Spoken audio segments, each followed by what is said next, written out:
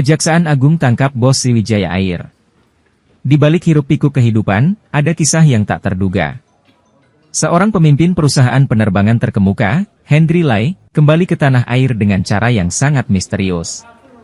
Ini adalah kronologi penangkapan bos Sriwijaya Air yang mengguncang publik.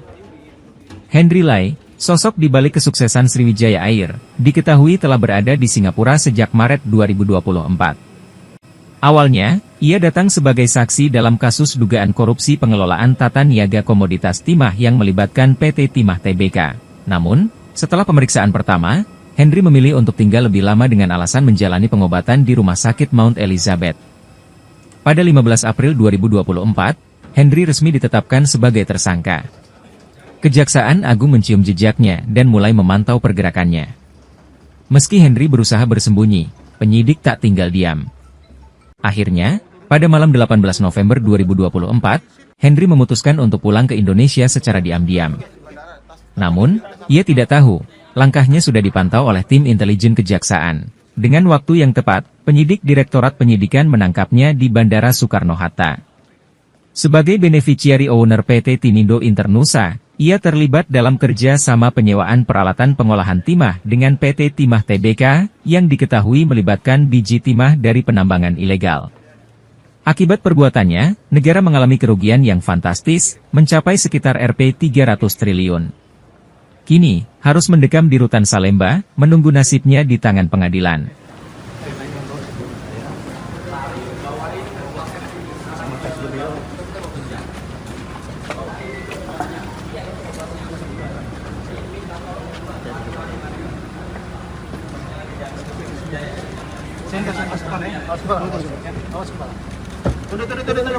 Tunduk.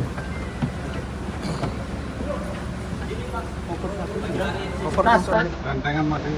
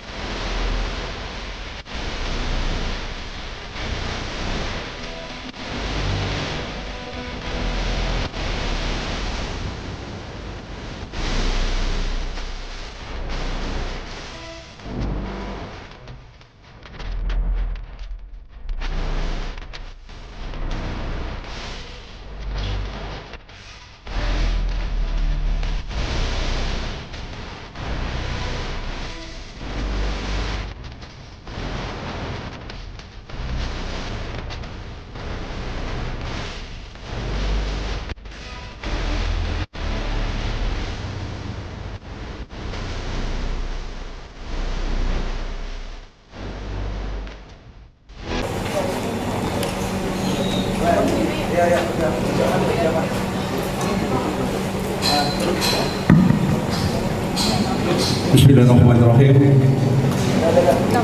Assalamualaikum warahmatullahi wabarakatuh.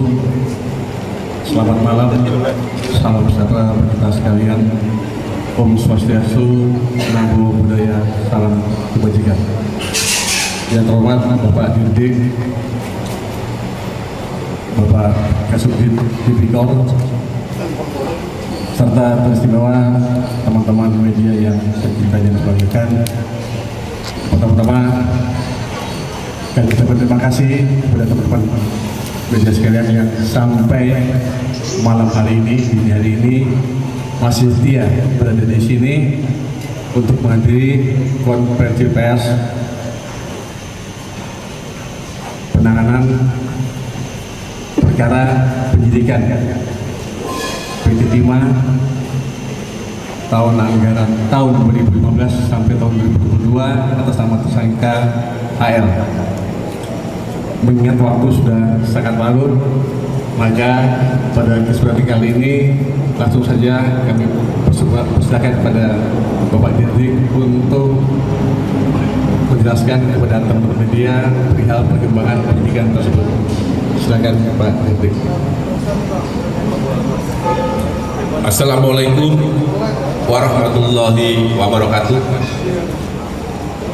Selamat malam bagi teman-teman pers yang hadir pada malam hari ini. Pada kesempatan malam hari ini, saya akan menyampaikan perkembangan penanganan perkara penyidikan dugaan tindak pidana korupsi dalam tata niaga komoditas timah di wilayah izin usaha pertambangan atau IUP PT Timah Tbk tahun 2015 sampai dengan tahun 2022 atas nama tersangka Hendri Lee, bahwa pada tanggal 29 Februari 2024 Hendri Lee telah dilakukan pemeriksaan oleh penyidik sebagai saksi. Kemudian setelah dilakukan pemeriksaan sebagai saksi, berdasarkan informasi dari otoritas imigrasi Singapura, tersangka Hendri Lee diketahui berada di Singapura sejak tanggal 25 Maret 2024. Penyidik pada Direktorat Penyidikan Jampitsus telah melakukan pemanggilan terhadap yang bersangkutan beberapa kali secara patut, namun yang bersangkutan tidak pernah hadir memenuhi panggilan tersebut. Hendri Lee selanjutnya dilakukan pencekalan berdasarkan keputusan Jaksa Agung Republik Indonesia nomor Kep garis datar 043 garis miring D garis miring DIP titik 4 garis miring 03 garis miring 2024 yang ditetapkan pada tanggal 28 Maret 2024 selama 6 bulan terhitung sejak ditetapkan dan dilakukan penarikan paspor Republik Indonesia atas nama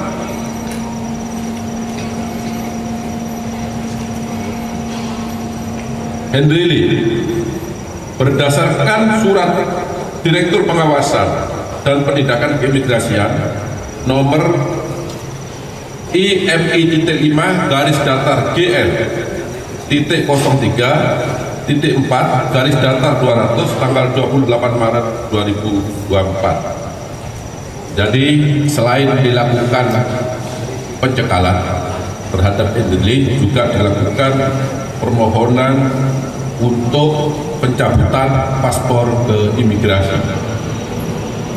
Selanjutnya pada tanggal 15 April 2024 Hendri Lee ditetapkan oleh penyidik sebagai tersangka berdasarkan surat penetapan nomor 27 garis miring FTT2 garis miring FD.2 garis miring 04 garis miring 2024 setelah yang bersangkutan dipanggil dengan patut, tetapi yang bersangkutan tidak pernah hadir. Bahwa pada hari ini, Senin 18 November 2024, atas kerjasama Direktorat Penyidikan pada Jampitsus dengan jajaran intelijen pada Jampintel serta Atase Kejaksaan Republik Indonesia pada Kedutaan Besar Republik Indonesia di Singapura telah melakukan penangkapan terhadap tersangka Hendri Lee di Bandara Udara Soekarno-Hatta pada saat yang bersangkutan tiba dari Singapura di Terminal 2F. Penangkapan terhadap Henry Lee dilakukan berdasarkan surat perintah penangkapan nomor 22 garis miring FIT 2 garis miring FD.2 garis miring 11 garis miring 2024 tanggal 18 November 2024, tepatnya pada jam 22.30 WIB beberapa saat yang lalu. Selanjutnya tersangka Henry Lee akan dibawa ke gedung Menara Kartika untuk dilakukan pemeriksaan sebagai tersangka. Kemudian yang bersangkutan setelah dilakukan pemeriksaan 1 jam dilakukan penahanan selama 20 hari ke depan di Rutan Salimbah Cabang Kejaksaan Negeri Jakarta Selatan berdasarkan surat perintah penahanan nomor 54 garis miring FD.2 garis miring FD.2 garis miring 11 garis miring 2024 tanggal 18 November 2024. Tersangka Henry Lee merupakan tersangka yang ke-22 dalam perkara dugaan tindak pidana korupsi tata niaga komoditas timah di wilayah izin usaha pertambangan PT Timah Tbk tahun 2015 sampai dengan tahun 2022.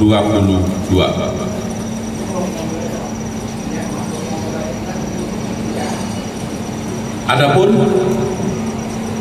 peran tersangka Henry Lee yaitu selaku beneficiary owner PT Tinindo Internusa atau PT TIN yang secara sadar dan sengaja berperan aktif melakukan kerjasama penyewaan peralatan processing peleburan timah antara PT Timah Tbk dengan PT Tinindo Internusa, yang penerimaan biji timahnya bersumber dari CV BPR dan CV SMS yang sengaja dibentuk sebagai perusahaan untuk menerima biji timah yang bersumber dari kegiatan penambangan timah ilegal.